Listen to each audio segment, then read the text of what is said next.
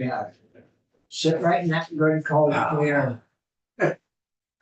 Cushy cold chair. You can thank the chair, he's trying to save, some money. Put in, so we can put more into education. Keep the heat down. So we'll call the meeting to order Thursday morning, April 4th, and we have John Scarborough and the food bank, and so we're gonna.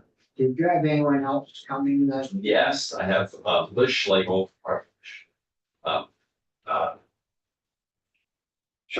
Liz Scharf, thank you, from Capstone is also going to be testifying after I do. On Zoom. She's on Zoom. Yeah. Yeah, So very it's good. two of us. Sorry, Liz. Good morning, John, I think you know the committee, so we can suspend the introducing ourselves and welcome to the action.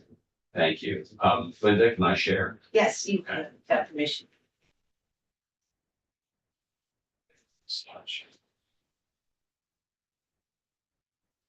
Okay, so I just really wanted to give you an update on where we are with the Vermont Food Bank. I know you had NOFA in recently, Yeah. and we're very supportive of the appropriation that NOFA got in the House Appropriations Bill.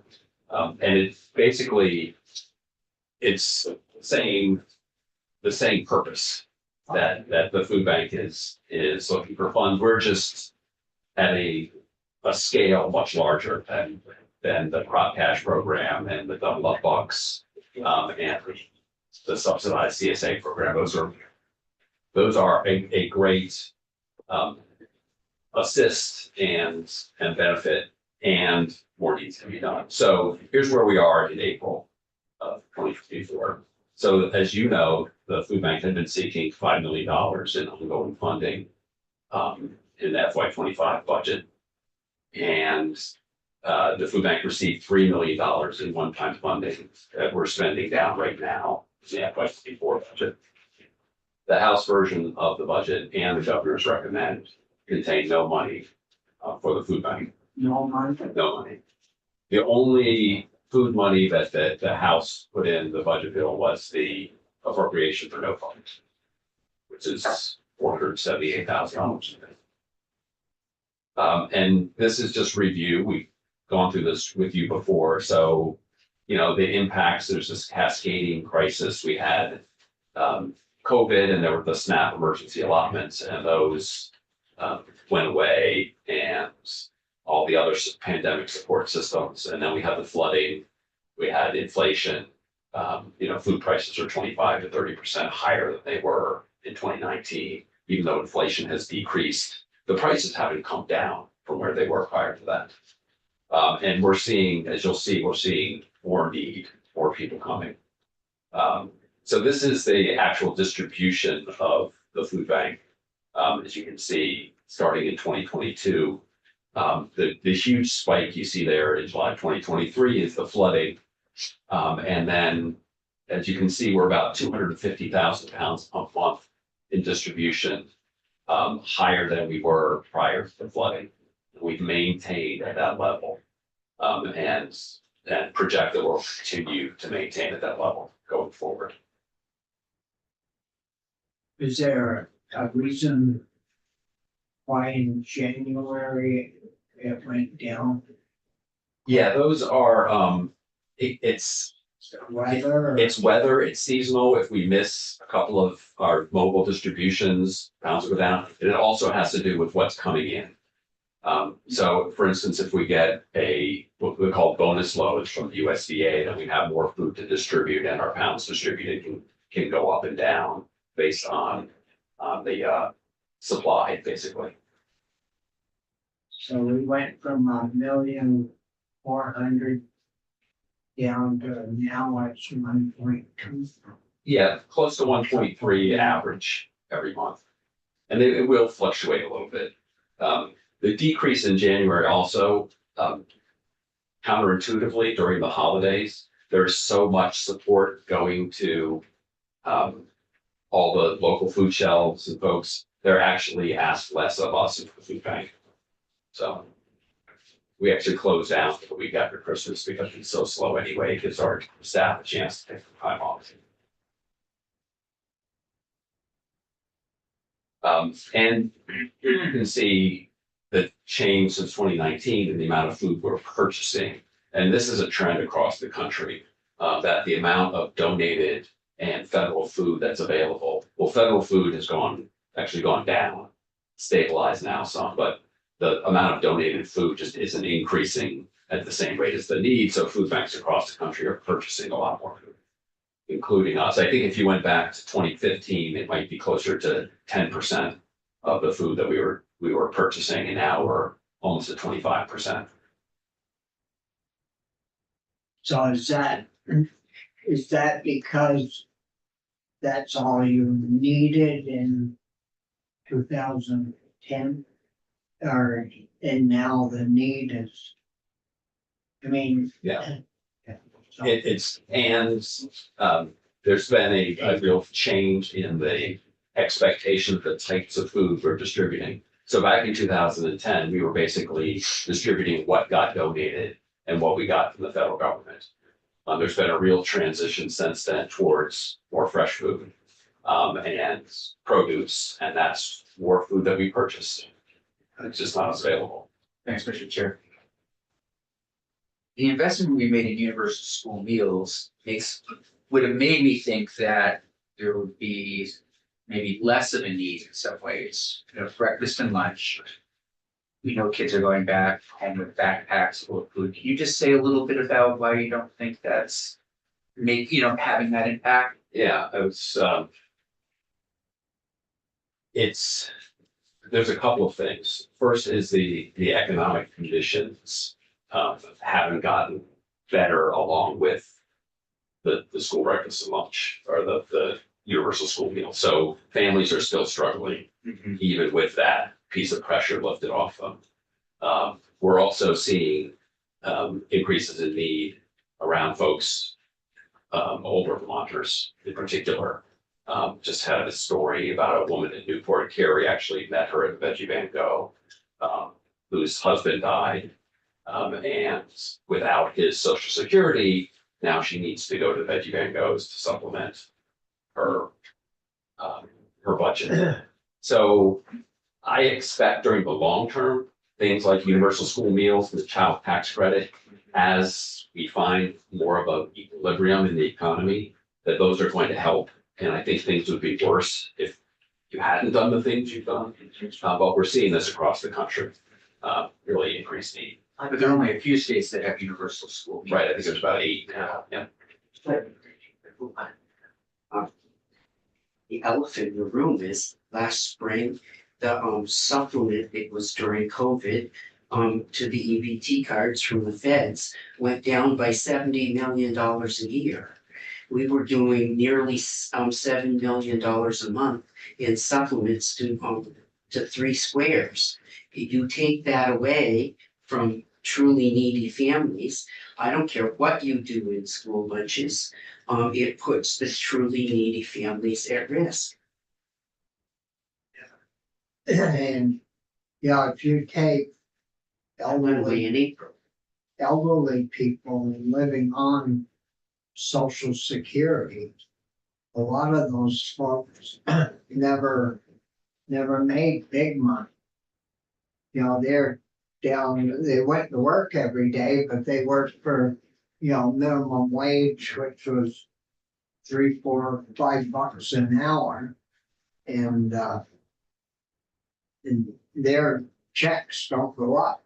If you get a 10% increase in Social Security, or if you're making $2,000 a month, it's noticeable. But if you're making the minimum $800 a month and get the 10%,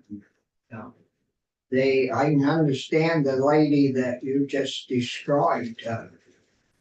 They need some assistance. And Liz is going to testify after me.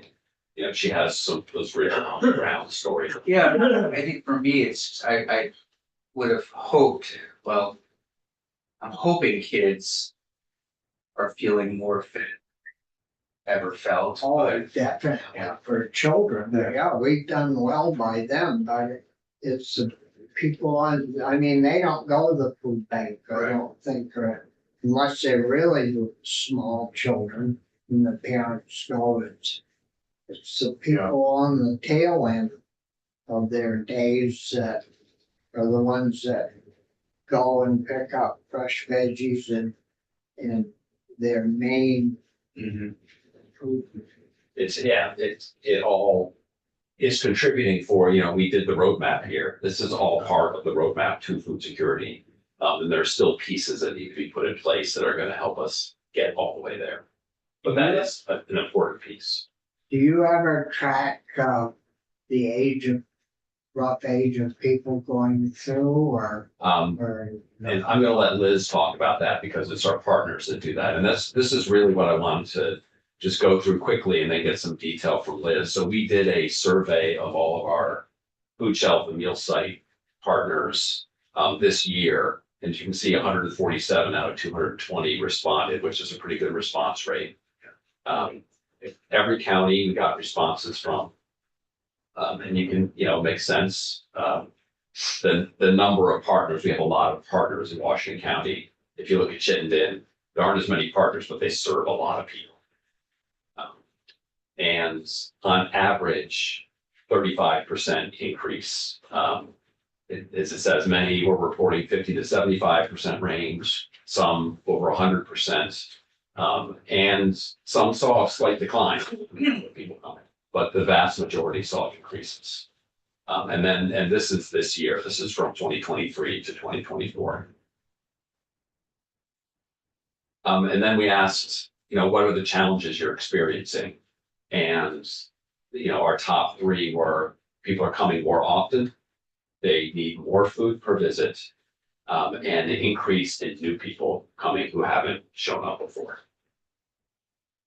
As you can see, the fourth is food sourcing and supply chain issues. So our partners, the local food shelves, don't get all of their food from the food bank. At an average, it's about 70%. So they're out purchasing food and getting donations also, and their cost of food purchases going up also.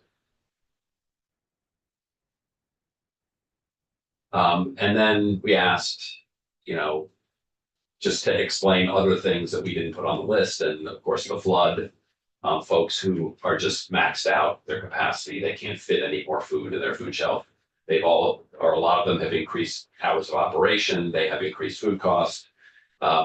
It says decrease free items from Vermont Food Bank. What that means is for a long time during COVID, we were getting, you know, ARPA and CARES Act funding. Then we were purchasing food.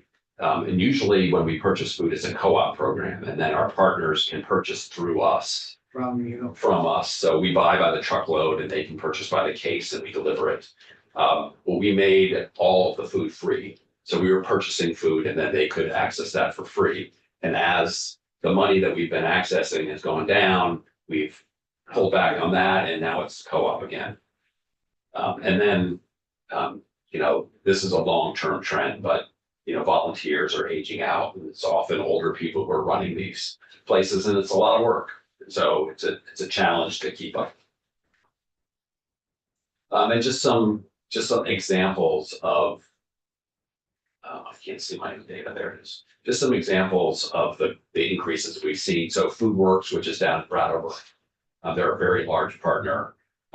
They've seen a smaller increase than a lot of other folks. But if you look at NECA North, which is Essex and Orleans counties, 159%.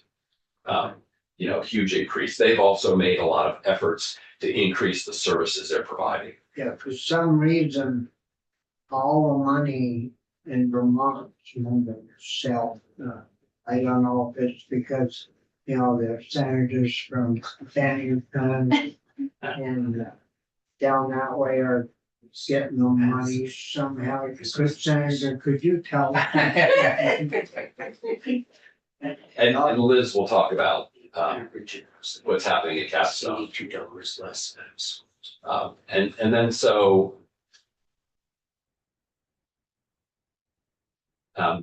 Sorry, just. In 2022. Why has these changes taken place? In 2022, there were still, they talked about the enhanced SNAP benefits. There were rental assistance, there was, all those programs still existed. By 2023, we learned that those SNAP benefits would end. And we started seeing more people coming in to help extend those benefits. And now those are gone, right? And then the floods impacted over 100 communities, and the economic conditions, particularly rent and fuel, are still challenges for people. So this is why I think we continue, even though we have things like universal school meals, we continue to see high numbers of people coming. Do you have a profile that can help us understand the families that are struggling in Vermont? Like really, because we know it's, like income sort of, because we know that there are working families out there that need this. Can you just help us with that profile? You know what? I would love to turn it over to. Okay, that'd be great, yeah. And have her, because I can talk about it. Yeah. But she has the real on the ground. Yeah. Yeah, that would, Great. that would be good. With that. Mine was, Hi, can you hear me okay? sit right there if you want to. Oh, all right. Since I moved the chair up already. Yes. Well, yeah, I no need of going to another life spa or something. Are you guys able to hear me? Yes. Yep, yeah. Okay, perfect. Hi. Thank you for having me. My name is Liz Sharp, and I'm the Director of Community Economic Development and Food Security at Capstone Community Action, and I'm a resident of Middlesex. And we keep having a little power flickering, and so I may need to switch to my phone. So just to give you guys a heads up, if you lose me, I will switch to my phone. I have it ready to do that. But I also, when I saw my phone without power, it also didn't have any cell service for some reason. So you may lose me altogether. Anyway, so I'll make this as quick as possible. John Sales is correct that we are seeing the same trend in terms of increases since the pandemic era benefits were reduced. I did send out to you folks just a one-pager of data to show sort of that increase over the last couple of years. But in the last 2 years, we've seen 185% increase in the number of visits to our food pantry, and 143% increase of the number of families. I also ran some data because I was curious about what were our numbers like before the pandemic, right? Before we even knew the pandemic was coming. And when I ran that number, we are looking at still today a 75% increase in the number of families who use our food shelf. And so, there's a lot of reasons for that, I think. And the demographic that you asked about in terms of who uses our food shelf. First of all, I think the reason more people are using our food shelf is that, for better or for worse, we have made the stigma of using a food shelf. There's not as much stigma as there was a few years ago. We also have some great partnerships where our food shelves are kind of like a grocery store experience, right? There's fresh vegetables, there's milk, there's dairy, there's eggs, there's canned stuff, there's frozen meats. We have meals at our food shelf. So our offerings are much better than they were like when John was talking about 2010, right? When you would just get some canned food and some pasta, right? So the experience is better. So I think we've seen an increase in people using our food shelf because they can get a lot of the same stuff that they would get at a grocery store. And as you know, food is a flexible spending item in your budget.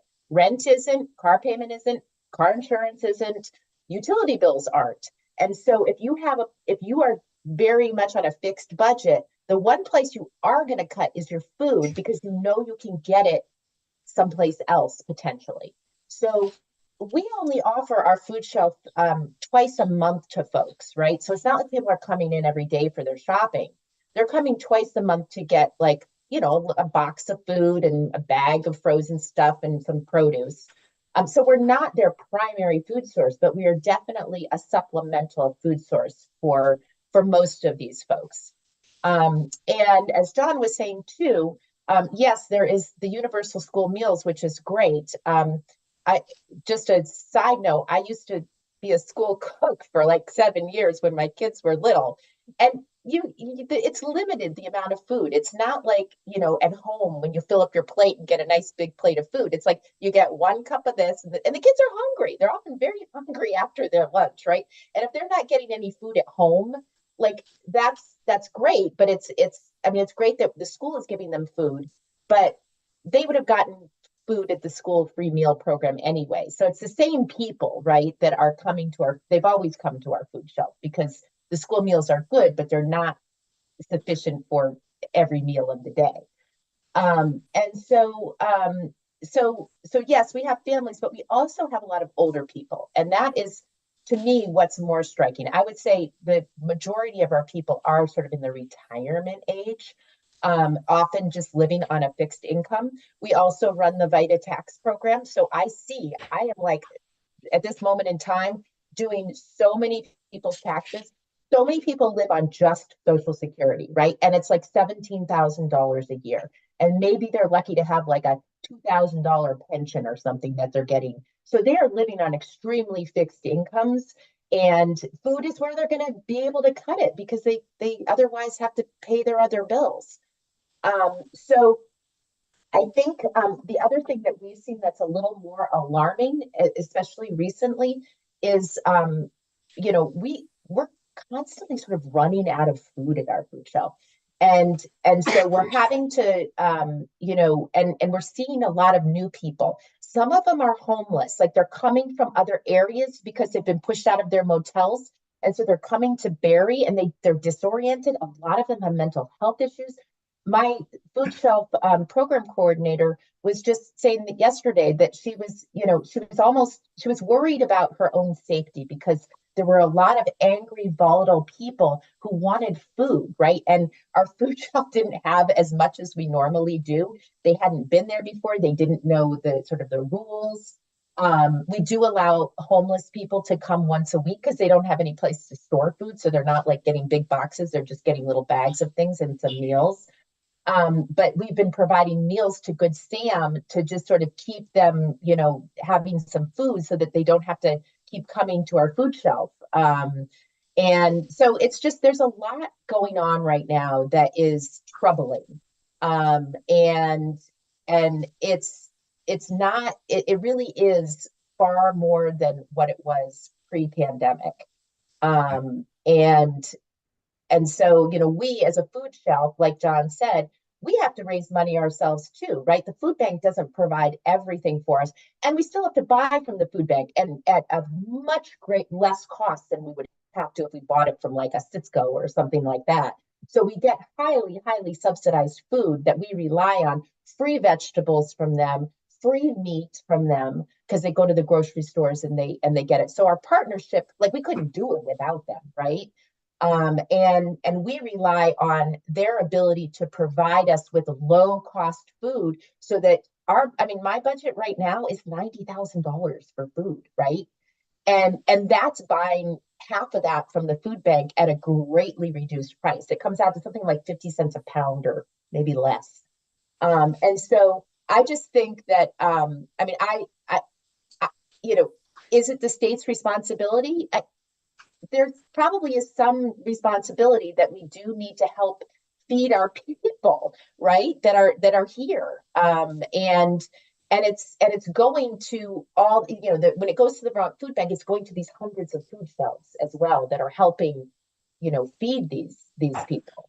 So anyway, that's where we stand right now at Capstone.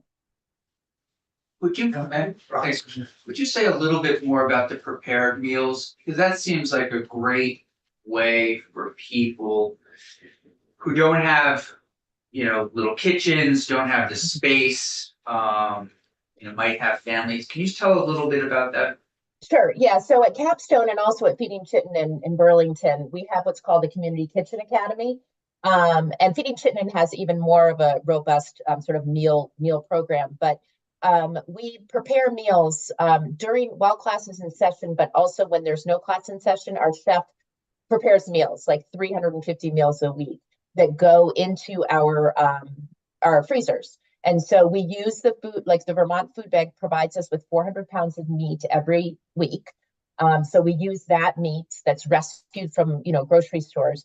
And then we use, vegetables and whatever, so that we have a full meal, like it's a protein, a vegetable, and like a grain that are in these containers. And people can just grab the meals and take them home. So it's not like we're a congregate meal site where people can get a hot meal, but they can take that meal home and put it, like if they're in a motel, they can put it in a microwave. Right. And we have found that was we've really boosted our production of meals. We had the Everyone Eats program, as you recall, that was super helpful. We got meals from them as well. We also have a partnership with Feed Every Need, which is a sort of nonprofit organization that makes meals. We'll buy from them to deliver to our Morrisville office. So we have a freezer in Morrisville that also has meals that we purchase at a lower cost from Feed Every Need.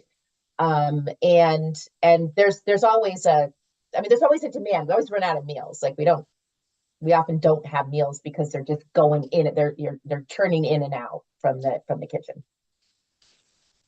Great. I think for my constituents, one of the things that's has broken down the stigma has been the Veggie Van Go, frankly. I don't know how it is that it's happened, but people talk about it. You go and you run into somebody and they talk about having gone to Veggie Van Go and picked up a bunch of things. And so I'm not sure how it is that happened, but it seems to be happening. Yeah, and I think you're right about the stigma is that, and at Capstone, we do have to take, because we're federally funded, we do take in like an intake form that asks you like all your personal information and your income. But we don't tell people you're over income, you can't come. For TFAP, which is the Emergency Food Assistance Program, there is an income eligibility. But truth be told, everyone meets the income eligibility. I mean, there are very few people that like really don't need the food shelf, right? I don't even know if there are any. So I think that by having a environment that sort of looks like a store does reduce the stigma. And the Veggie Van Go, I know, is just like it's parked outside the hospital. Workers can go and get their vegetables, right? It's a nice, it feels like a community thing as opposed to a charitable, handout thing, which is what it is. But yeah. Yeah, if I could, Senator Campion, also in Bennington, we've been working with the folks who actually come to the Veggie Van Goes and paying them as community consultants, and we've had them redesign the Veggie Van Go there, and so we're operating it the way the people who go there have designed it, and so it's slightly different than we were doing before, and I think really engaging the community, and there's a wider engagement of community happening in Bennington, which is really special. I think that's breaking down the stigma. So. I think one other thing, if I may, Mr. Chair, that's interesting is in Bennington, there's talk about can we have some of these food distribution centers, and I think I'm getting it right, at places of work. For example, you work at the hospital, you work at the college, you work somewhere, and on your way out, you grab something. And that's just part of sort of the conversation that I'm hearing, which to me sounds really interesting and a real possibility. Thinking at Bennington College, if you really need something, there's a spot for students to go and grab things periodically, but it's an interesting idea for employees. That was sort of the beauty of the Everyone Eats program as well, because there were freezers like where they could just go get out of work and go and grab some meals. All they had to do was put their name on it. They didn't have to do anything else and what town they were from. We also have something similar with CCV in Montpelier where we provide some meals, and those are for students, but I think anyone can really take them, where we just have it where they can grab something if they go out. And I believe CVMC had some sort of food share kind of thing that was subsidized through Working Bridges had like a partnership with CCV to provide food boxes to take out that stigma of getting food. I will also add one more thing, if you don't mind, before I lose my power, because I see it flickering, is the flood, right? So we are still seeing people who have been impacted by the flood. And you know, one of the things about, as you probably know, Capstone is the FEMA disaster case management program. And you know, they have a lot of parameters and constraints around who they can work with and how they can communicate that work. And there are all these folks that like aren't on their caseloads, right? These are like renters who never signed up for FEMA, because if you signed up for FEMA, you had to like apply for a loan through the SBA and then get denied. And then, you know, like all these things that they weren't going to do, right? These renters who lost all of their stuff, right? So we have people visiting the food shelf who, like, you know, their car was flooded. They still are sort of couch surfing, right? And those are the folks who are sort of the hardest to kind of work with. And so, you know, we at Capstone are, you know, we have some discretionary flood money that's unrelated to the FEMA case management that we're helping a lot of people with, and we're feeding them. You know, we're getting them the meals, we're getting them the food that they need, because they haven't been, you know, resettled. It's troubling. Rich, So, let me ask, collectively amongst the food shelves, what's the number one thing the, food shelves in communities need?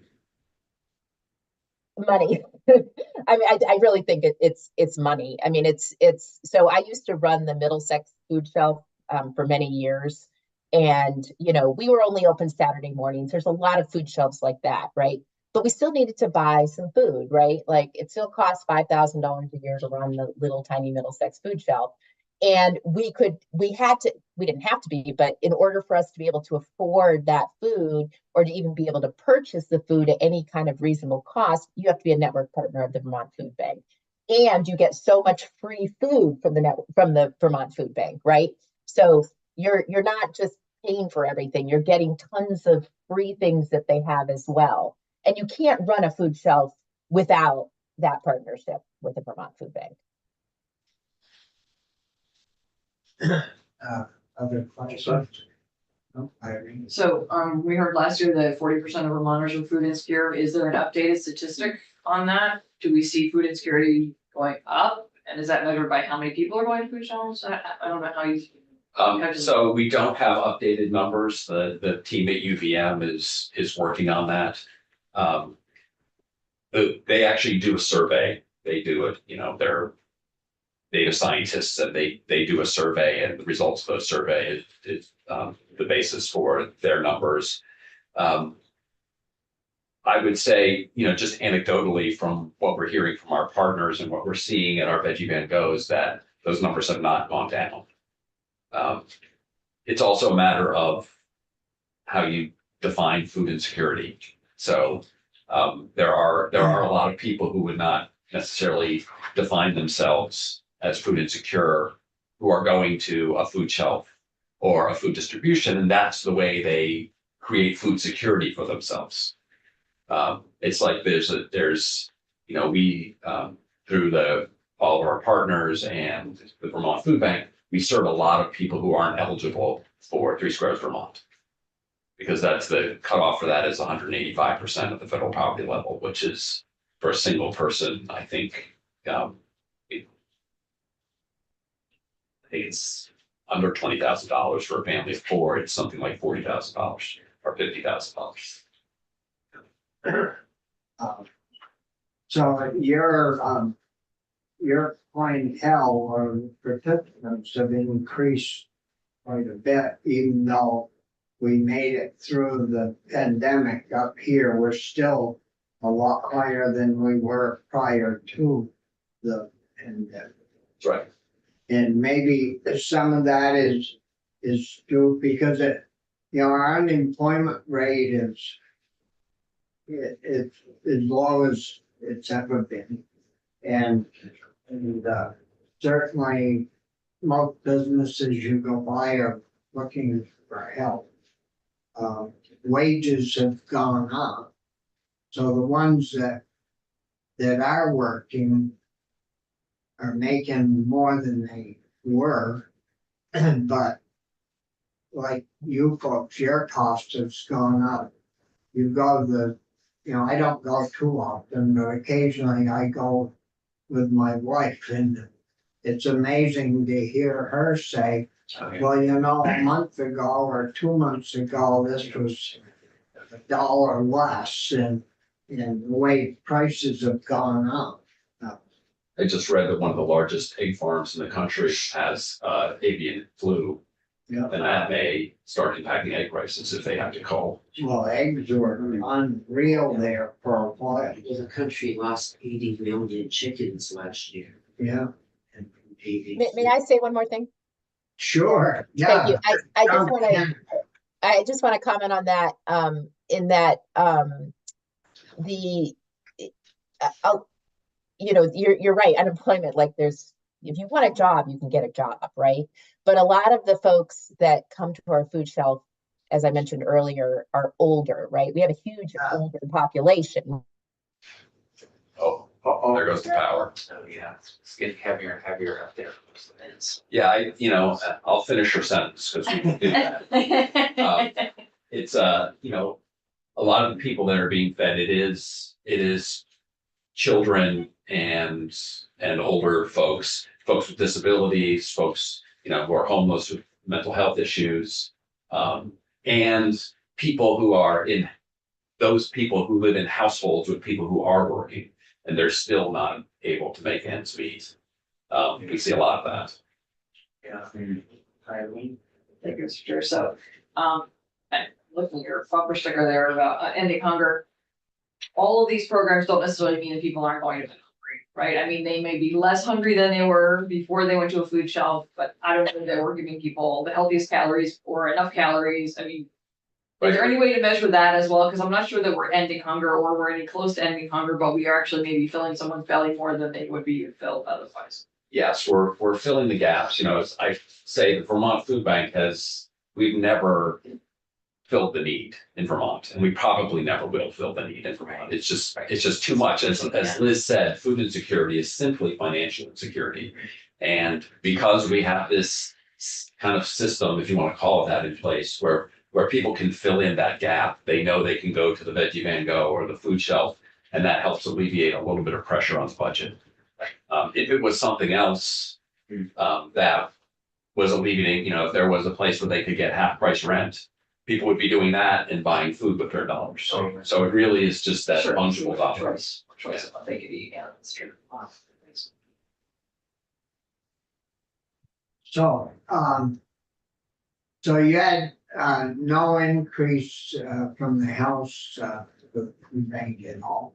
That's right. So we're looking to the Senate to try and get some dollars, and of course, one-time dollars are as helpful as continuing dollars at this point. So we can keep coming back and keep You making use whatever you can get. we will use whatever we can get. And I just always want to make the case that we are ARPA shovel ready.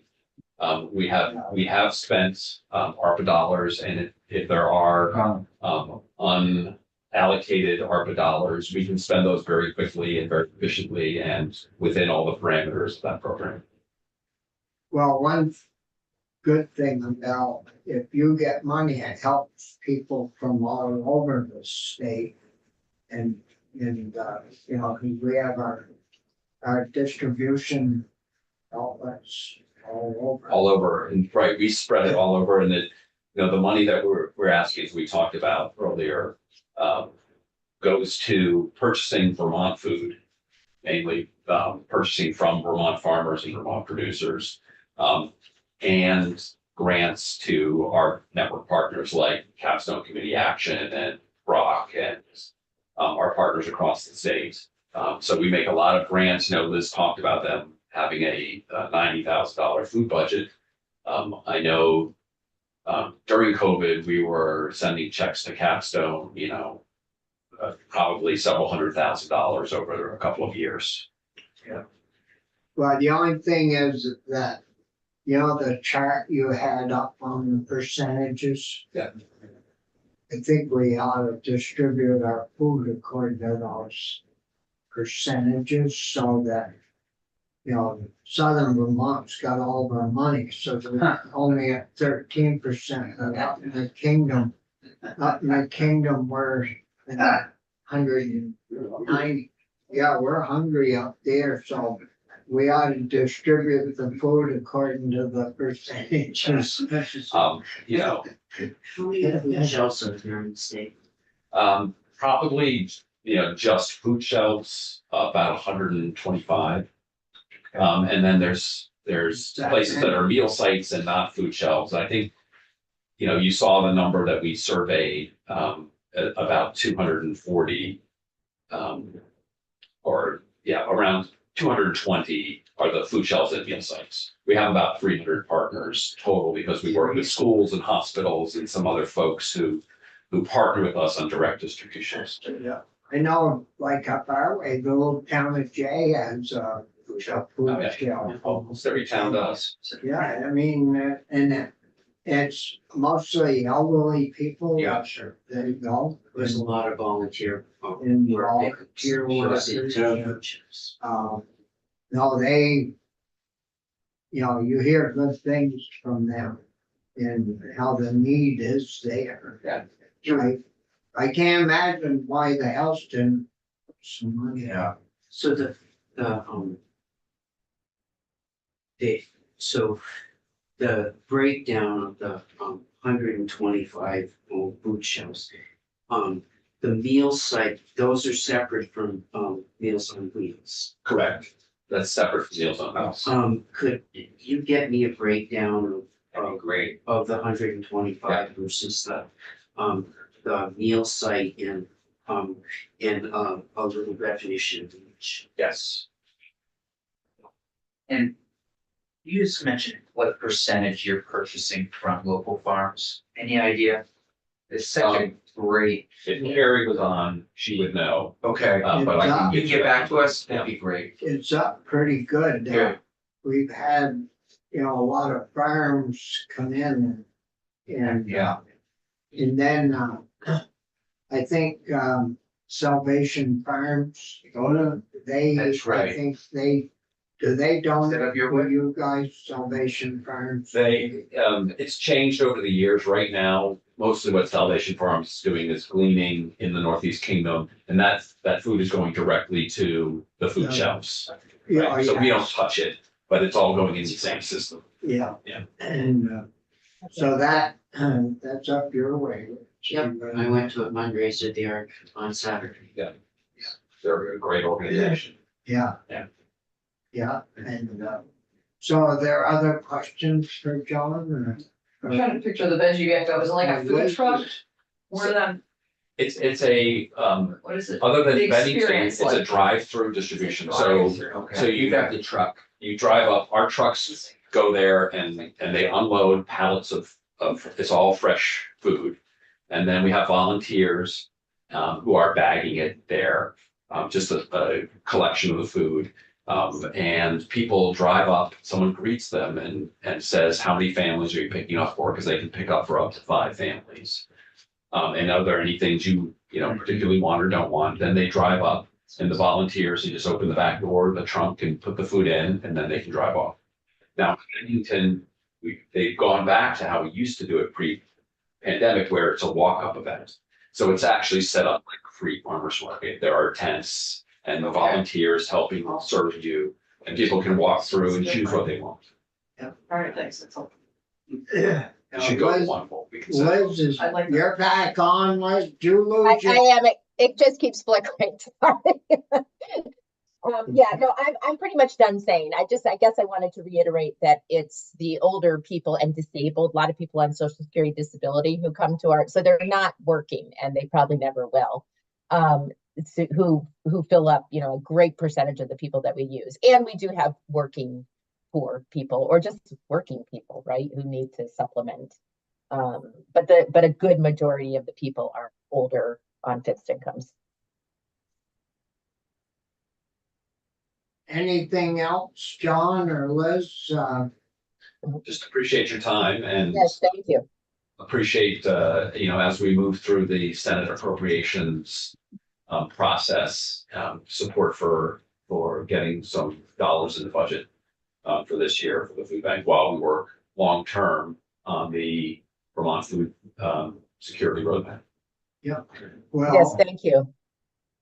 we'll, Rich and I'll do what we can and the other three will, Cheers, cheer on. yeah. That's right. Thank you. I Thank appreciate- you. Thank you for your consideration. Thank you, Liz. Thank you, John. Bye-bye. Bye, Bye. John. Uh, We got 10 minutes before, the other crew, You're probably not gonna get a chance to sit down with Jay. the other crew Just comes. doesn't- We have two people. But if you would break down. It was just- Ethan, Lori, your and local Ryan person from there. Senator Yeah. Welch's office. Yeah, And if you get money, it's, yeah. it's gonna be one time. I- We can keep going. We can keep going. Well, we could, Catherine, is she with us yet? Just run through that. Yeah. Okay, yeah, we can take, does we wanna make